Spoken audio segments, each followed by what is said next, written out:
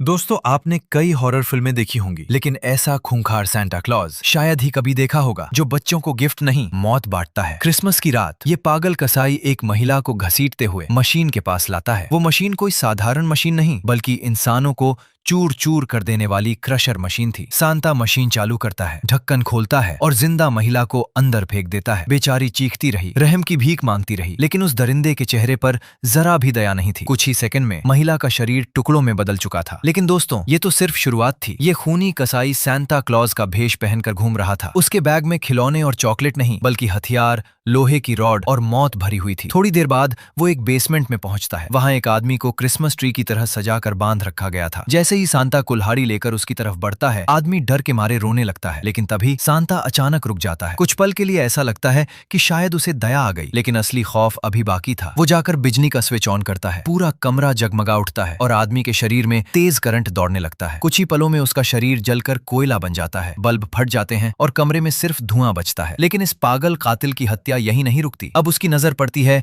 एक लालची लड़की पर, जो अपने माँ बाप के कार्ड से महंगे सामान खरीदती रहती थी। दरवाजा खुलते ही लड़की समझती है कि कोई डिलीवरी आई है, लेकिन सामने खड़ा था मौत का सांता। वो अपने बैग से गिफ्ट नहीं, बल्कि इलेक्ट्रिक स्टन रॉड निकालता है और सीधे लड़की के शरीर में घुसा देता है। लड़की दर्द से तड़पने लगती है, मुंह से झाग निकलने लगता है। अब तक पुलिस को भी अंदाजा नहीं था कि शहर में मौत खुलकर घूम रही है। उधर महिला पुलिस ऑफिसर श्याओमेई रात में पेट्रोलिंग कर रही थी। तभी उसे एक पुरानी हवेली से सड़ी हुई लाश की बदबू आती है। अपने अनुभव से वो तुरंत समझ जाती है कि यहाँ कुछ भयानक हुआ है। वो अंदर जाती है और बेसमेंट में पहुंचते ही उसकी आंखें फटी की फटी रह जाती हैं। वहां एक सड़ी हुई लाश पड़ी थी। इतने सालों की नौकरी के बाद भी वो खुद को उल्टी करने से नहीं रोक पाती, लेकिन असली डर अभी खत्म नहीं हुआ था। अचानक मोबाइल की घंटी बजती है। वो दराज खोलती है और अंदर एक कटा हुआ हाथ फोन पकड़े हुए मिलता है। ये देखकर किसी की भी रूह कांप जाए। पीछे मुड़ते ही उसे एक सड़ा हुआ इंसानी सिर दिखाई देता है। इतनी बेरहमी देखकर पुलिस भी हिल जाती है। पूरे शहर में हत्यारे की तलाश शुरू हो जाती है। लेकिन दूसरी तरफ सांता लगातार लोगों को मौत के घाट उतार रहा था। इस बार उसका निशाना कुछ ऐसे लोग थे जो अजीब तस्वीरें खींचकर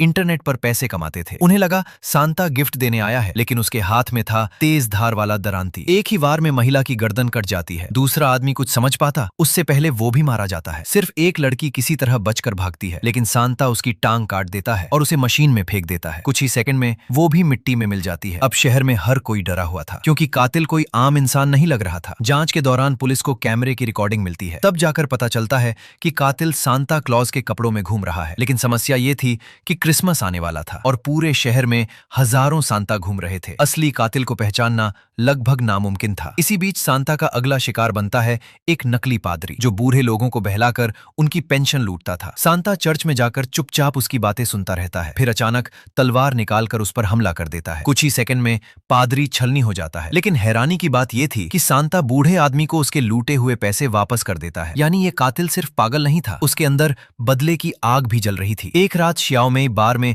एक लंबे चौड़े सांता से मिलती है। उसकी हरकतें बेहद अजीब थीं। वो श्याओमेई को 30 साल पुरानी कहानी सुनाता है। एक आदमी क्रिसमस पर अपनी पत्नी के लिए गिफ्ट लेकर घर लौटा था। अगर आपको ऐसी माइंड बेंडिंग मूवी रिकैप्स पसंद है तो वीडियो को लाइक करो और चैनल को सब्सक्राइब कर लो, क्योंकि आगे जो होने वाला है वो और भी ज्यादा डेंजरस है।